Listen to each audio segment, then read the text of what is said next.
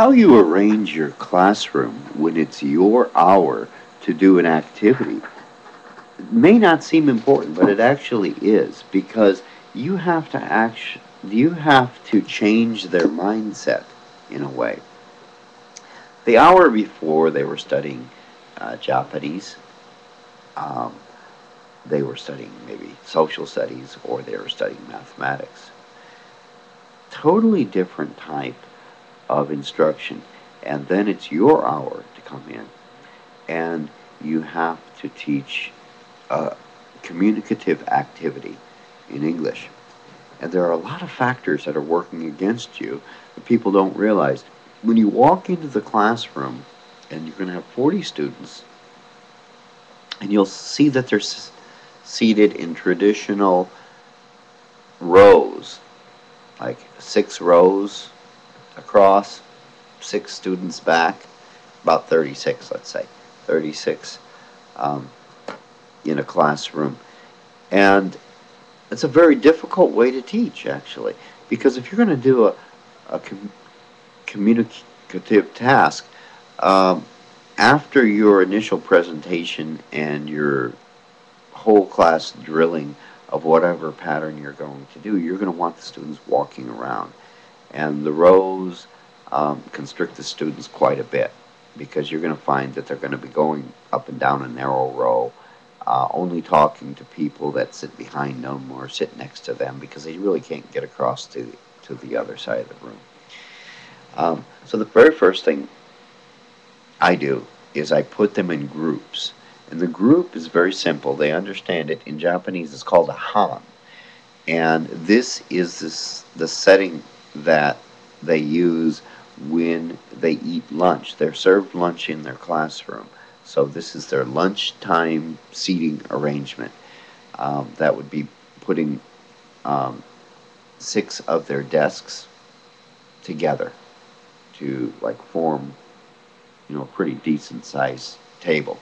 So it'd be 3 students facing 3 other students. That would make 6.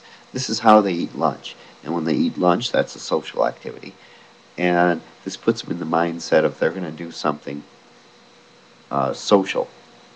Also, you have just removed the teacher-centered classroom and replaced it with a student-centered classroom. Now, instead of looking at the teacher, they are looking at someone their own age that they're going to be doing a variety of tasks with in the next few minutes. Also, when you do cluster the people into groups of 6, you'll find that there's a couple yards between, um, maybe a meter or so, a meter and a half between the groups, so it's very easy to walk around. It's nearly impossible to walk around a class of rows in a Japanese classroom, because the first desk is right up against the stage. Remember, the teachers have a 10-inch stage, tall stage in front of the chalkboard, and the last student his chair's right up against the back wall. So I mean, it's hard actually to get from the left side of the room to the right side of the room. When I'm co-teaching, I usually have to walk up to the stage, walk past the other teacher, and say, "Oh, excuse me," to get to the other side of the room. So this makes it very flexible and easy to teach. Okay, so you've changed the seating arrangement. Now they know they're going to be in a student-centered classroom. And keep in mind that even though they're not in rows with their head facing the chalkboard is either to their left or to their right. So if you have to stop and do a traditional grammar explanation, all they got to do is turn their head. So you're not causing any problem there at all. Um, and it's actually easier to control the class, because if students want to screw off or something like that, I can actually see the students' faces much easier this way than trying to see a little punk behind a fat boy, like third seat back. So this is much easier to control the class. Okay, so I've changed the seating arrangement, but now I have to also appreciate parts of their culture. For example, when they don't know an answer or they don't feel, for a variety of reasons, that they can answer a question, I ask them if I put a question directly to them, um, I have to understand that them not answering the question right away is part of their culture. For example, I may ask something as simple as, "What's your name? What day of the week is it today?" Which they've drilled, they know their days of the week, and what kind of weather it is, and um, what color their shirt is. They know how to answer these. Now, if I was to ask a question like that and they didn't answer, I should not be surprised and think, "Oh, they've forgotten how to count from 1 to 10. They've forgotten the weather. They've forgotten the days of the week." No, that's part of their culture.